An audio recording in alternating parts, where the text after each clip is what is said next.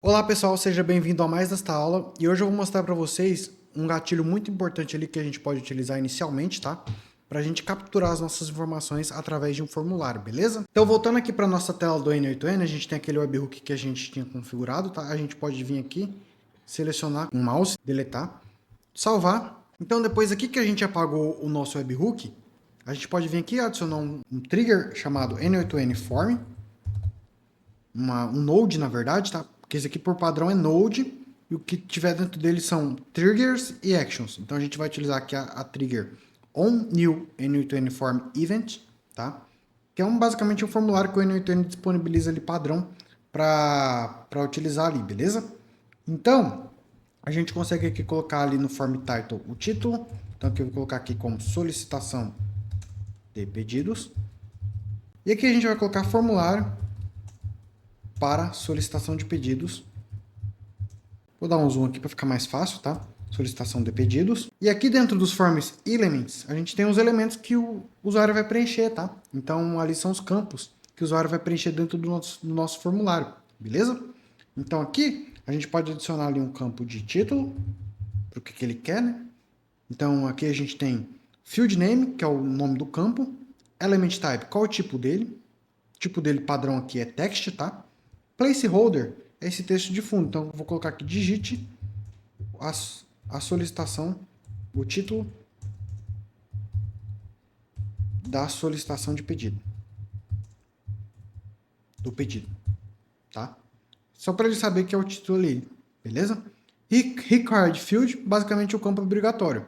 Então, o usuário, quando eu seleciono essa opção aqui, ele vai ter que preencher dentro do meu formulário esse campo, senão ele não vai aceitar enviar, beleza? Seguindo aqui, a gente tem descrição. Então, a gente pode deixar o field name como descrição, tá? Element type, text, beleza? Então, a gente pode colocar aqui, informe os detalhes da solicitação do pedido. Aqui, por padrão, se o título já for descritivo, a gente pode deixar isso como um não required field, né? Então, um campo não obrigatório ali para o usuário preencher. Então, a gente pode deixar isso aqui por padrão sem ser obrigatório, tá? E a gente pode seguir para as outras etapas aqui, para os outros campos. Então, a gente tem ali o campo de data de entrega. Qual que é a data de entrega que o cliente quer aquele pedido, tá? Então, é muito importante ali a gente colocar. Aqui, no Element Type, a gente pode mudar. Date, tá? Date é o padrão ali para a data que o N8N utiliza. Então, aqui, para mim, é um campo muito importante. Então, eu vou marcar ali como obrigatório. A gente vai adicionar ali o campo de e-mail também. Para que serve o e-mail? Para a gente disparar o e-mail para o usuário, tá? Então, assim que o usuário preencher, vai chegar lá que a solicitação dele foi recebida pela equipe e vai informar o usuário que aquela solicitação vai estar dando prosseguimento ali para aquela solicitação ali posteriormente, tá? O e-mail também ele tem um campo padrão de e-mail. Por quê? Porque ele precisa de validar o padrão do e-mail, tá? O padrão do e-mail geralmente é um padrão com um nome, arroba e sequencialmente algum texto aqui, tá? O tipo e-mail valida se tem um arroba dentro do e-mail, tá? Então, por isso que é muito importante saber os tipos e executar os títulos certos, porque a gente consegue validar de uma forma muito mais assertiva ali o nosso formulário, beleza? Então, aqui eu vou colocar aqui, digite seu e-mail para receber uma notificação. Aqui, por padrão, eu não vou deixar porque isso não é uma ação obrigatória, tá? Que a gente vai estudar isso mais dentro da parte de validação ali. Mas, a princípio, o e-mail não é obrigatório, só se a pessoa realmente quiser receber essa notificação. Seguindo aqui, a gente tem a parte de observações. As observações a gente pode colocar aqui um text area. O que é um text area? Text area nada mais é do que um elemento de texto, só que a quantidade de caracteres maiores. Então a pessoa quer descrever algo ali mais detalhado, quer passar alguma especificação ali para aquele determinado pedido, né?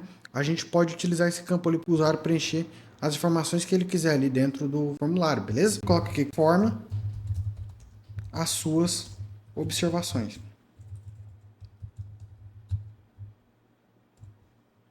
E aqui eu vou colocar como um campo obrigatório. Acredito que seja esses campos inicialmente. Caso tenha mais algum campo, a gente possa ter aí posteriormente, a gente vai ver ao decorrer das aulas. Então aqui, quando eu executo esse passo, ele executa somente esse passo específico, tá? E quando eu executo o formulário inteiro, aqui no Execute Workflow, ele executa toda a nossa cadeia de fluxo. Então tem uma diferença aí pequena, porque a gente pode executar um determinado nó específico só para a gente trabalhar posteriormente com aquilo. Então a gente vem aqui em Execute Step, e ele abriu aqui, ó, disparou nessa tela aqui um formulário que a gente vai preencher. Então aqui eu vou colocar aqui, ó, um exemplo aqui. Mídia para Natal e Ano Novo.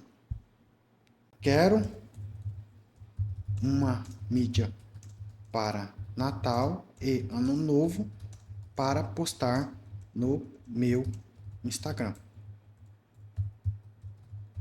Beleza? Qual que é a data prevista de entrega? Eu quero que você me entrega para mim até o dia 15 de dezembro de 2025. Que eu quero postar no dia 25 e no dia 1 de 2026, né? Então, é uma data de entrega aí razoável. Vou colocar o e-mail aqui. Vou colocar esse e-mail aqui meu mesmo, tá? Observações. Quero que utilize as cores da empresa.